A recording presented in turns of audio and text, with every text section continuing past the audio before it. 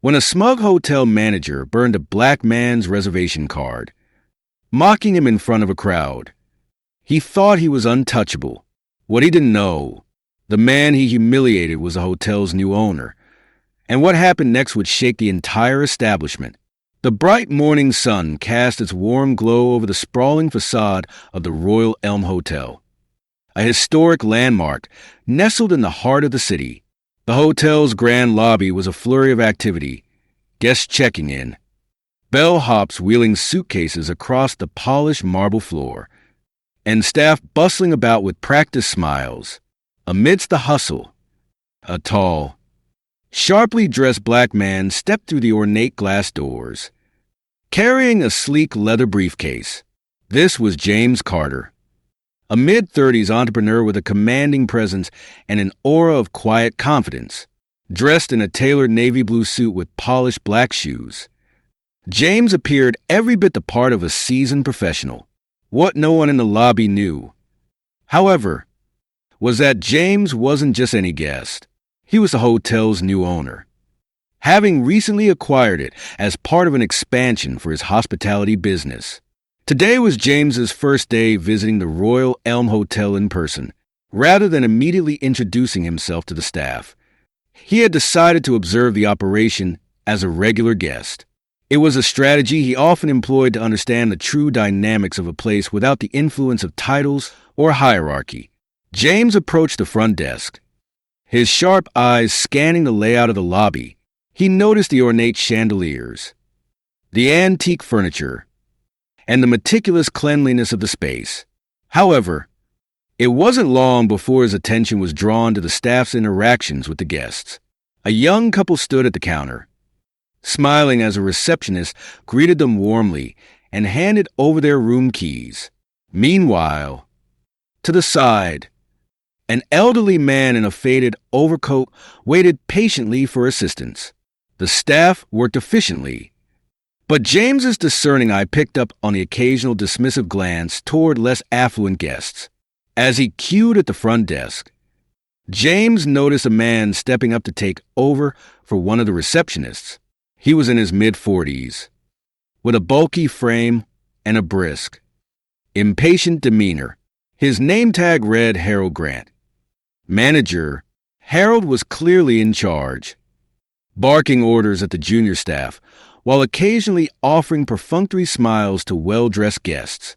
James watched as Harold's gaze flicked dismissively toward the elderly man at the corner. The manager muttered something under his breath before addressing the next customer with exaggerated politeness. A faint frown tugged at the corner of James's lips, but he remained silent. Waiting his turn, James approached the counter, offering his reservation card with a polite smile. "Good morning," he said evenly. "I have a reservation under Carter." Harold barely glanced at him before taking the card. His eyes lingered on James's face for a moment longer than necessary, his expression shifting into something cold and vaguely dismissive. "One moment," Harold said curtly. As Harold studied the reservation card, James could feel the weight of the man's scrutiny. It wasn't overt, but it was unmistakable, a subtle air of disdain that spoke volumes. James, ever composed, stood quietly, letting the moment unfold. What James didn't know was that this encounter would soon escalate into a defining moment, one that would challenge prejudice and transform the Royal Elm Hotel forever. As James waited patiently at the counter, Harold studied the reservation card with an exaggerated squint. His lips curled into a faint smirk as he held the card up to the light, turning it this way and that, as though inspecting a piece of counterfeit currency. "This doesn't seem right," Harold muttered, loud enough for others nearby to hear. His tone carried the kind of feigned suspicion that was meant to humiliate rather than seek clarity. James raised an eyebrow, his expression calm but curious. "Is there an issue with the reservation?" Harold's eyes narrowed as he set the card on the counter. "Oh, I've seen these tricks before," he said dismissively. "Fake cards, fake names, People trying to book rooms they can't afford. A hush fell over the nearby area as other guests turned to watch the scene unfold. James felt their gazes, but kept his composure. He leaned forward slightly. I assure you, the reservation is legitimate. Perhaps you should check your system. Harold snorted. I don't need to check anything. A card like this doesn't belong here. His voice grew louder, his words dripping with disdain. I don't know what you're trying to pull, but it won't work in this hotel. James's calm expression faltered for just a moment as the blatant prejudice in Harold's tone became clear. I'd appreciate it if you processed the reservation as expected, James said, his voice low but firm. But Harold wasn't finished. You think you can just walk in here and get a room at this hotel? He gestured toward James's attire, his voice taking on an unmistakable edge. I've seen people like you before, acting like you belong. The implication was clear. And James wasn't the only one who noticed.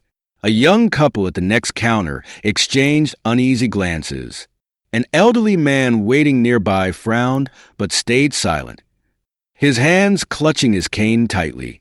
Before James could respond, Harold pulled a lighter from his pocket and flicked it on. The small flame danced under the fluorescent lights as he brought it closer to the edge of the reservation card. Let me save us all some trouble, Harold said smugly. The sound of burning plastic filled the air as the flame curled the edges of the card. Gasps erupted from the onlookers, and the faint smell of charred material lingered. James stared at the scene, his calm demeanor replaced by a simmering intensity. Harold dropped the burned card onto the counter, brushing his hands together as though he'd done the hotel a favor. There, he said, his voice dripping with condescension. Problem solved. The lobby was silent. James glanced at the remains of his reservation card, then met Harold's smug gaze with a measured calm. But beneath that calm was a spark of controlled fury. I see, James said slowly. His voice was soft, yet it carried a weight that made Harold's smirk falter. Let me make something clear to you. James straightened his posture, pulling a sleek leather folder from his briefcase. He opened it carefully, revealing an official document with bold, elegant lettering, holding it up for Harold and the nearby onlookers to see. James's next words cut through the tension like a blade. I am James Carter, he said evenly, the new owner of this hotel.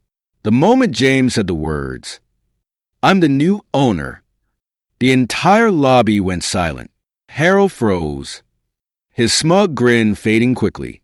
The color drained from his face as the weight of James's words hit him like a ton of bricks. Around them, guests and staff stood still, their shocked whispers growing louder. You're the owner? Harold stuttered, his confident tone now replaced with disbelief and fear. He reached for the counter to steady himself, as though the ground beneath him had shifted. James nodded calmly, his face composed but firm. That's correct, he said, opening a leather folder from his briefcase. He pulled out a crisp document and placed it on the counter. Bold letters at the top read, Ownership Agreement, Royal Elm Hotel. Harold leaned forward to read it, his hands shaking slightly. His eyes darted from the paper to James, desperate to find something, anything, that could prove this wasn't real. I didn't know, he stammered. If I'd known, I would've. You would've what? James interrupted, his voice sharp but calm. Treated me like every guest deserves? Or just hidden your prejudice better? The room was so quiet that even the faint hum of the air conditioning seemed loud. Harold opened his mouth to respond, but no words came out. His excuses dried up as James's piercing gaze bore into him. James stood tall, his eyes sweeping across the lobby to meet the onlookers' gazes. He saw a mix of shock, curiosity, and quiet approval. Some staff shifted uncomfortably, while others looked relieved that someone was finally holding Harold accountable. Your behavior today wasn't just unprofessional. James said, his voice steady. It was unacceptable. As the owner of this hotel, I will not allow this kind of disrespect to continue. Harold's shoulders sagged, his usual confidence completely gone. Mr. Carter, please, he said, his voice trembling. It was a mistake. I thought I was protecting the hotel from fraud. Fraud, James repeated, raising an eyebrow. His voice grew quieter but carried a dangerous edge. What about me or my card made you think it was fraudulent? Harold's face turned red. He fumbled for words. But James wasn't going to let him off easily. Don't bother answering, James said, cutting him off. Your actions have already spoken loud enough. James picked up the document and placed it neatly back into his briefcase. Then, he turned toward the hallway leading to the manager's office. Follow me, he said firmly. Harold hesitated, glancing at the gathered crowd as though searching for an escape. But there was no way out. Reluctantly, he followed James, his steps slow and unsteady. As they walked away, murmurs broke out in the lobby. Some guests began clapping softly, while others exchanged knowing looks. It's about time Harold gets what he deserves, one employee whispered to another, in the privacy of the manager's office. James closed the door behind him. Harold stood awkwardly, avoiding eye contact, as James calmly sat down behind the desk. For a moment, James said nothing, letting the silence stretch. You've been in this position for how long? James asked, his tone almost conversational. 5 years. Harold answered nervously. 5 years. James repeated, and in that time, how many other guests have you treated like this? How many others have been humiliated because of your assumptions? Harold's mouth opened, but James raised a hand to stop him. Don't answer that, he said. We'll find out soon enough. James leaned forward, his voice now carrying a sharp edge. Here's what's going to happen. You will be placed on immediate suspension while we conduct a full review of your behavior. Depending on the outcome, further actions will follow. Harold's eyes widened in panic. Mr. Carter, please, he pleaded. I didn't mean any harm. James's expression didn't waver. If you didn't mean harm, then you should have thought about your actions before humiliating a paying guest. This isn't just about me. It's about the culture of this hotel. And that changes today. The confrontation was just beginning. But one thing was clear. Harold's time of unchecked power had come to an end. Harold shuffled into the manager's office, his confidence completely shattered. James closed the door behind him with a soft click, then turned to face the man who had just humiliated himself in front of the entire lobby. Sit, James said firmly, pointing to the chair in front of the desk. Harold hesitated, but the steel in James's tone left no room for argument. He lowered himself into the seat, his hands gripping the armrest tightly. James didn't sit right away. Instead, he stood behind the desk, his tall frame towering over Harold, creating a silence that was more intimidating than any words. Harold squirmed in his seat, his eyes darting around the room as though searching for an escape. Finally, James broke the silence. How long have you been working here? 5 years, Harold said quickly, his voice trembling. 5 years, James repeated, his voice calm but laced with disappointment. In those 5 years, how many guests have you humiliated like you did today? Harold's mouth opened, but no words came out. He tried to speak again, but the weight of James's gaze left him tongue-tied. James stepped closer, his voice growing sharper. Do you honestly think what you did was acceptable? Burning someone's property in front of a crowd? Making assumptions based on nothing but your own prejudice? I didn't mean, Harold began, But James cut him off. Didn't mean what? To insult me? To embarrass yourself? Or to show everyone in that lobby just how unfit you are for this position? James's words were precise, each one hitting like a hammer. Harold tried to compose himself, but his hands trembled visibly. I thought I was protecting the hotel. He stammered. Protecting the hotel. James said, his voice dripping with sarcasm. He leaned forward, his eyes boring into Harold's. Tell me, Harold, what about me or my card made you think it was fraudulent? Was it my suit? My briefcase? Or was it just easier for you to assume that someone like me didn't belong here? Harold swallowed hard, unable to respond. His silence was louder than any excuse he could have made. James straightened, picking up a file from the desk and flipping it open. This isn't just about today, he said, his tone shifting from sharp to cold. I've been reviewing the records from this hotel for weeks. The lobby was still buzzing with murmurs when James emerged from the hallway. Harold trailed behind, his head lowered, his steps hesitant. The room fell silent as the two men came into view, all eyes shifting to the man who had just embarrassed himself moments earlier. James stopped in the middle of the lobby, his voice firm as he addressed the crowd. Ladies and gentlemen, thank you for your patience. What you witnessed earlier was unacceptable, and steps are being taken to address it. The crowd remained still, their expressions a mix of curiosity and satisfaction. James turned to Harold and gestured toward the center of the room. Mr. Grant has something he'd like to say, James announced, his tone leaving no room for argument. Harold froze for a moment, his face pale, his hands trembling. He glanced at James, hoping for an escape. But James's unyielding gaze forced him forward. Harold cleared his throat. I want to apologize, he began, his words halting, to Mr. Carter and everyone here. My actions were unprofessional and disrespectful. The crowd stayed quiet, their eyes fixed on him. Harold's voice cracked as he continued. I made assumptions that were wrong, and I deeply regret my behavior. It won't happen again. James waited a beat before stepping forward, his voice calm but firm. This is just the beginning, he said, addressing both Harold and the crowd. Respect is not optional in this hotel. It's mandatory for every guest.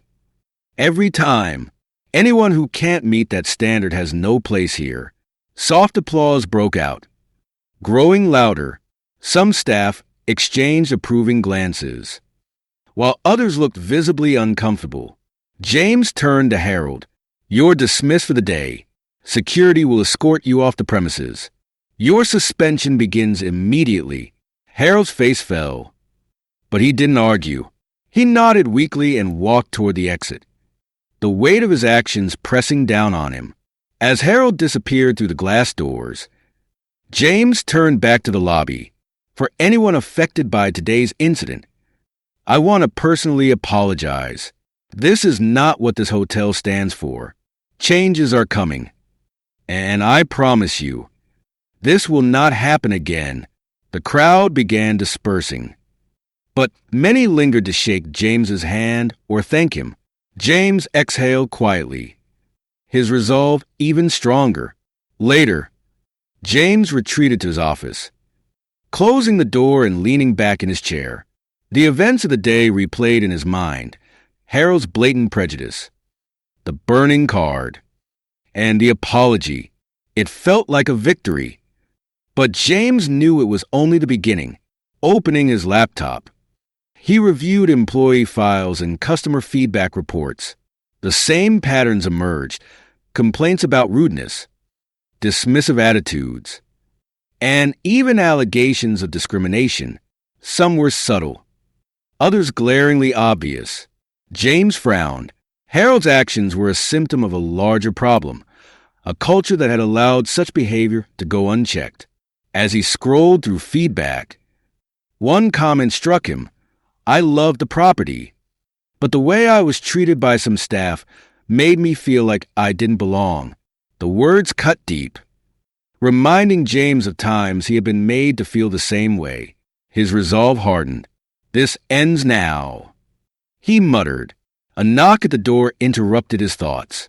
Tanya, the assistant manager, stood hesitantly in the doorway. Do you have a moment? James gestured for her to enter. I just wanted to say thank you. Tanya said, a lot of us have seen Harold treat people unfairly, but no one ever said anything. I think everyone was afraid to. James nodded. This isn't just about Harold. It's about the culture here. If one person can act like that for years without being challenged, the system itself is broken. What's the plan? Tanya asked. The plan is change, real change. James replied, this hotel will be a place where every guest and employee feels respected. It's going to take work, and not everyone will like it. But we'll get there. Tanya smiled faintly. I'm ready to help, she said, after Tanya left. James drafted a memo to the staff outlining the first steps toward reform, mandatory bias training, guest feedback reviews, and anonymous complaint protocols. Partnering with community organizations was also a priority. James sighed, knowing the hospitality industry had long ignored systemic issues. Fixing everything overnight was impossible. But starting here was. If Harold's behavior had taught him anything, it was that ignoring problems only made them worse. The next morning, James addressed the staff in a large meeting room. Yesterday, something happened that no one should ever experience. He began. What you witnessed wasn't just a failure of one person. It was a failure of our standards as a team. The room was silent as James continued. The Royal Elm Hotel is a place where every guest, every single one, should feel welcome and respected. That didn't happen yesterday, and it's my responsibility to make sure it never happens again. James outlined the changes: diversity training, a zero-tolerance policy for discrimination, and a new anonymous complaint system. Some staff nodded in agreement, while others looked hesitant. James remained firm. Change is uncomfortable, he concluded, but this isn't about the past. It's about the future. We're building a culture we can all be proud of. A few employees exchanged glances. James pressed on. Second, a zero-tolerance policy for discriminatory behavior. That means any form of bias, whether it's subtle or overt, will result in disciplinary action, up to and including termination. The room grew tense, but James didn't waver. Third, we're introducing an anonymous complaint system. Guests and employees alike will be able to report incidents without fear of retaliation. Every complaint will be reviewed and addressed promptly. At this point, Tanya, the assistant manager, stood up and joined James at the front of the room. She spoke with a calm authority that mirrored James's own. These changes aren't just about avoiding problems, Tanya said. They're about building a culture we can all be proud of, a culture where everyone, guests and staff alike, feels they belong. Some staff members began nodding. A young housekeeper raised her hand. What happens to people who don't want to change? She asked, her voice quiet but firm. James smiled faintly. Then this may not be the right place for them. I understand that change can be uncomfortable, but the mission of this hotel is bigger than individual comfort. It's about creating an environment that reflects our core values. The room slowly began to shift. While some employees still looked hesitant, others were visibly encouraged. A senior concierge raised his hand. I've been here for 15 years, he said, and I'll be honest. I've seen things that shouldn't have happened. I'm glad we're finally addressing this. James nodded. Thank you for your honesty. This isn't just about fixing yesterday's incident. It's about making sure we never have to fix these problems again, because they won't happen in the first place. After the meeting, James spent the rest of the day walking through the hotel, speaking to employees individually. He wanted to hear their concerns, their ideas, and their experiences.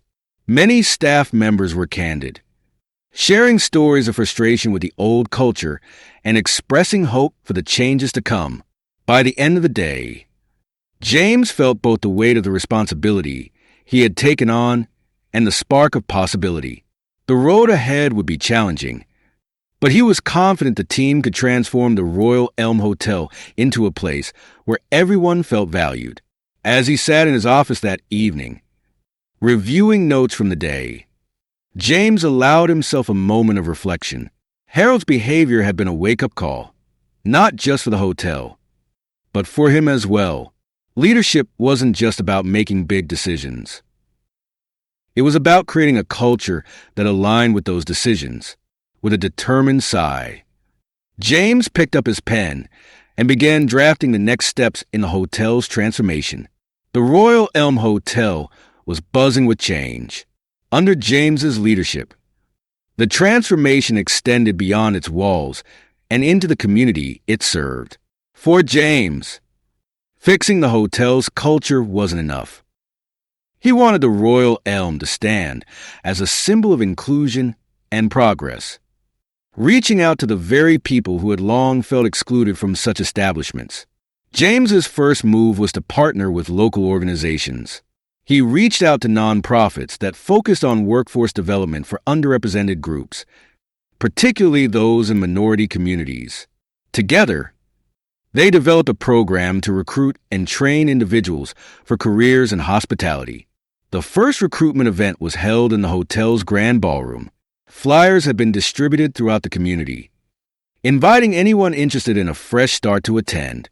The room filled quickly with eager faces, young people looking for their first jobs, single parents hoping to provide for their families, and seasoned workers seeking new opportunities. James stood at the podium, addressing the crowd with his trademark calm confidence. "The Royal Elm Hotel isn't just a business," he said. "It's a part of this community, and I believe it should reflect the diversity, talent, and strength of the people in this city." The audience responded with warm applause.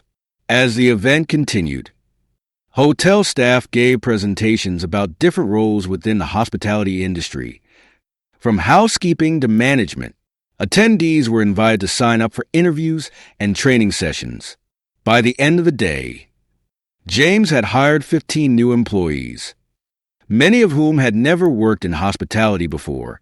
He left the ballroom feeling proud, knowing that this was just the beginning of the hotel's new chapter. Within weeks, the changes began to show. The new hires brought fresh energy and perspectives to the team. Guests noticed a shift as well, leaving glowing reviews about the warm, welcoming atmosphere that seemed to permeate the hotel. James also initiated partnerships with local businesses. He made it a point to source goods and services from minority-owned vendors, supporting entrepreneurs who had often been overlooked by larger corporations. The hotel began serving locally roasted coffee, offering handmade soaps in its rooms, and featuring artwork from nearby artists in its hallways. The community took notice. News outlets covered the Royal Elm's transformation, highlighting its efforts to prioritize inclusivity and local impact. The once stuffy reputation of the hotel was replaced with one of progress and modernity. Not everyone welcomed the changes. Of course, some longtime staff members grumbled about the new policies, claiming that things were fine the way they were. James met their resistance head-on, holding individual meetings to address their concerns. "I understand that change is hard," he told them, "but this isn't about the past.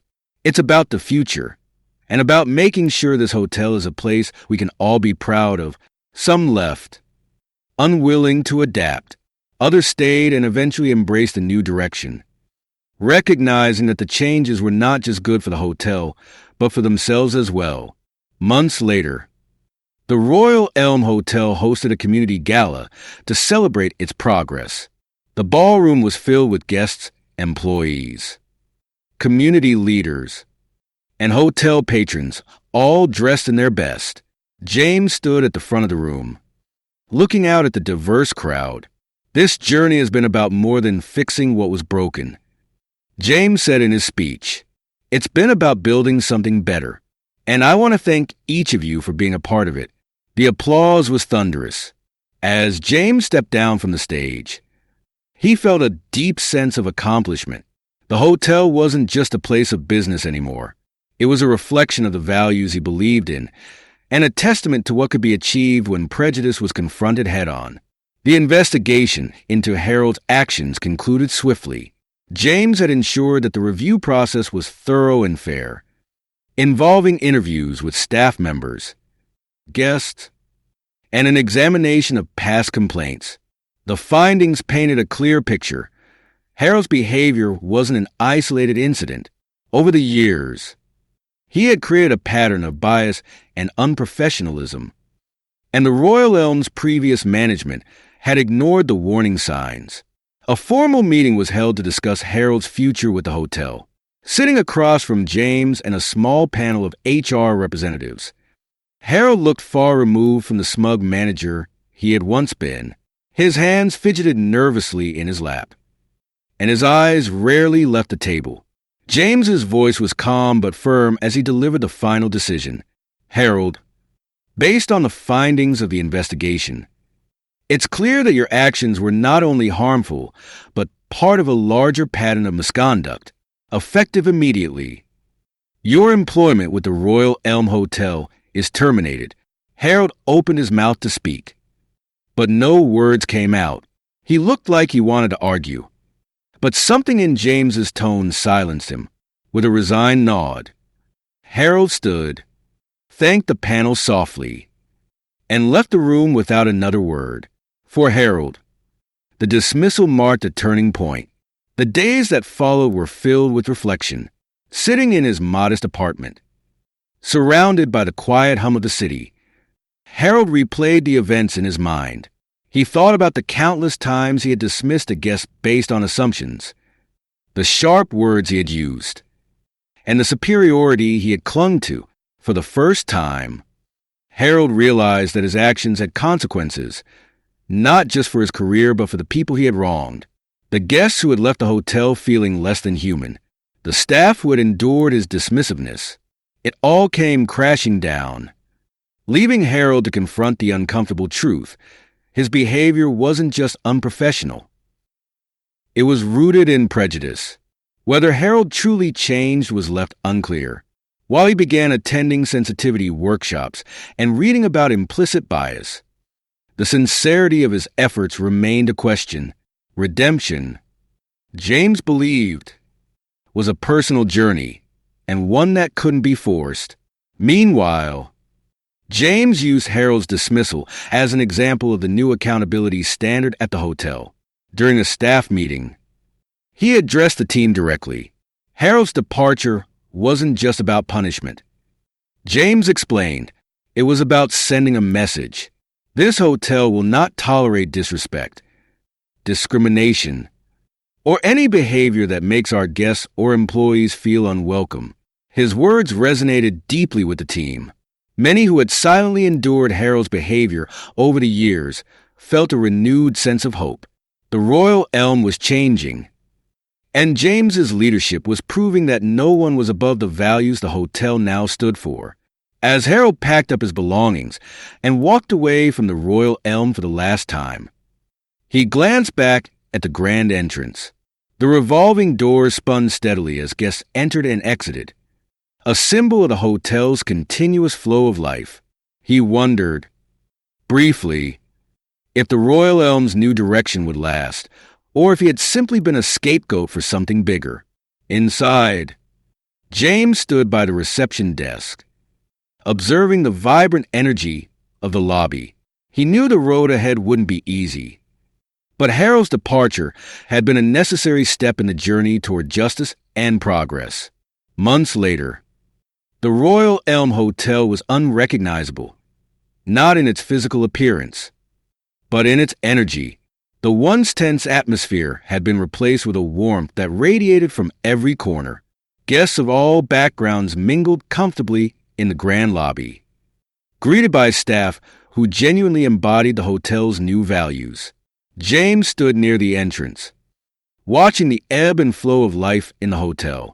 A young family laughed as they checked in. A couple admired the local artwork displayed on the walls, and a business traveler complimented the concierge on their impeccable service. These moments, small as they were, filled James with pride.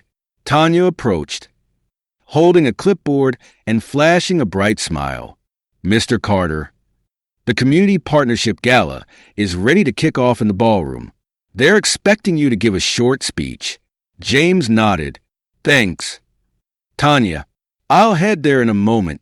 Before leaving, James took a slow walk through the hotel. He greeted employees as he passed, a housekeeper who'd been with the hotel for a decade, a new hire from the community outreach program, and a bellhop who'd once shared his apprehension about the changes but now thrived under the new leadership. Each interaction reminded James why he had taken on this challenge.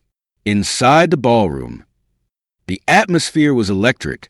Community leaders, local business owners, and hotel staff gathered to celebrate the Royal Elm's transformation. A live jazz band played softly in the background, and tables were adorned with centerpieces crafted by a local artist. James stepped up to the podium, his gaze sweeping the room. The faces looking back at him reflected the diversity and unity he had worked so hard to cultivate. "Good evening," he began, his voice steady but full of emotion. "When I first walked through the doors of this hotel, I saw incredible potential. Potential that had been overshadowed by outdated practices and a culture that didn't serve everyone equally." He paused, letting his words settle. "Today, the Royal Elm stands as proof of what can happen when we confront prejudice head-on.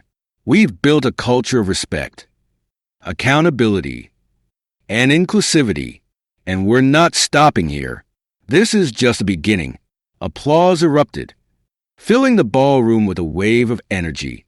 James continued, his voice growing stronger. "Our partnerships with local organizations have brought incredible talent to our team. Our guests now know they are welcome here, no matter who they are or where they come from. Together, we've turned this hotel into a place that truly represents the best of our community." As James stepped down from the podium, he was greeted with handshakes, hugs, and words of gratitude. Guests and employees alike thanked him for his leadership and his commitment to change. Later that evening, James stood by the hotel entrance, watching as the lights of the city reflected off the grand windows. The Royal Elm wasn't just a hotel anymore. It was a symbol of progress, a reminder that change was possible when people stood up for what was right. James took a deep breath and smiled. The journey had been difficult, but the results were worth it. He had turned a moment of injustice into a movement of transformation, and the ripples of that change would be felt for years to come.